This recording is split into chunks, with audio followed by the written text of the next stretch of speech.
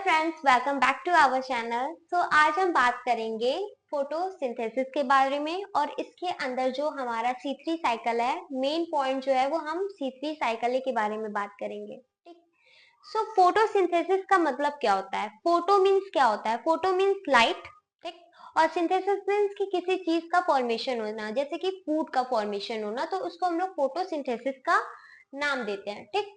Photosynthesis plants में कैसे होते हैं? तो प्लांट्स जो होते हैं वो क्या करते हैं, जब फोटोसिंथेसिस करना होता है उनको, तो वो कार्बोहाइड्रेट को लेंगे, ठीक, लाइट्स को एब्जॉर्ब करेंगे एंड H2 को एब्जॉर्ब करेंगे, वाटर को। ठीक। फिर क्या होगा कि जब ये लाइट्स और क्लोरोफिल जो होंगे वो एब्जॉर्ब करेंगे तो वो हमारा ग्लूकोज बनाएगा। ठीक। और ऑक्सीजन को रिलीज करेगा और H2O को भी रिलीज करेगा एज अ गैस फॉर्म में। ठीक। अब हम आते हैं C3 साइकिल के बारे में। C3 साइकिल क्या होता है? C3 साइकिल जो होता है ये हमारे वीड्स में पाया जाता है। वीड्स मीन्स जो गेहूं होता है उसमें पाया जाता है।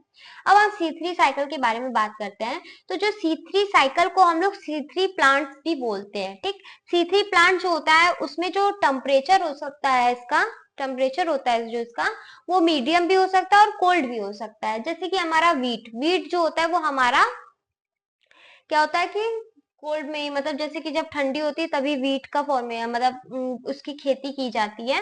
अब हम आते हैं, इसको हम लोग कैल्विन बेंसन साइकिल भी कहते हैं। ठीक। अब इसमें जो मेन एंजाइम्स होते हैं वो हमारा रुबिस्को होता है। रुबिस्को क्या होता है?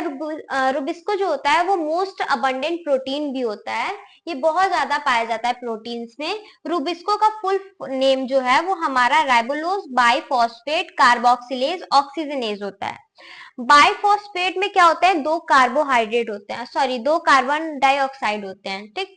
अब इसमें जो स्टेप्स होते हैं वो 3 स्टेप्स होते हैं। एक हमारा कार्बोक्सिलेशन होता है, दूसरा हमारा रिडक्शन होता है और तीसरा रीजनरेशन होता है। इसमें जो प्राइमरी प्रोडक्ट जो होता है वो हमारा पीजीए होता है, जिसमें कि 3 कार्बन होते हैं और पीजीए का फुल नेम जो है वो हमारा फॉस्फोग्लिसरिक एसिड होता है। ठीक। इसमें फोटो रेस्पिरेशन होता है। और इसकी जो प्रोडक्टिविटी होती है वो बहुत ही कम होती है, बहुत लेस होती है, बहुत ही ज्यादा लेस होती है। ठीक। इसका जो टेम्परेचर है वो 20 to 30 डिग्री सेल्सियस होता है।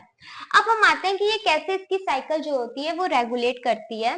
जो हमारा रुबिस्को एंजाइम होता है, मतलब उसको हम लोग डिनोट करते हैं RUBP से। ठीक। इसमें जब हमारा कार्बोहाइड्रेट आता है, ठीक, जिसके पास एक कार्बन होता है और रुबिस्को के पास 5 कार्बन होते हैं, ये क्या करेंगे, रुबिस्को जो होगा वो कार्बोक्सिलेशन, फर्स्ट जो स्टेप होता है उसमें कार्बोक्सिलेशन होता है।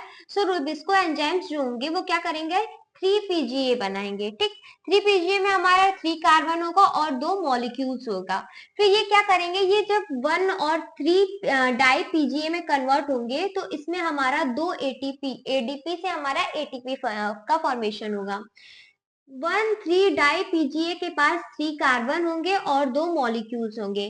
फिर ये क्या कन्वर्ट होंगे, ये हमारे इसमें PGAL में, PGA लैक्टोज में कन्वर्ट होंगे, जिसके पास 3 कार्बन होंगे और 2 मॉलिक्यूल्स होंगे। और जब ये प्रोसेस होगा तो इसमें हमारा रिडक्शन होगा। ठीक। और जिसमें कि फॉर्मेशन होगा हमारा NADP से 2 NADP से 2 NADPH2। ठीक।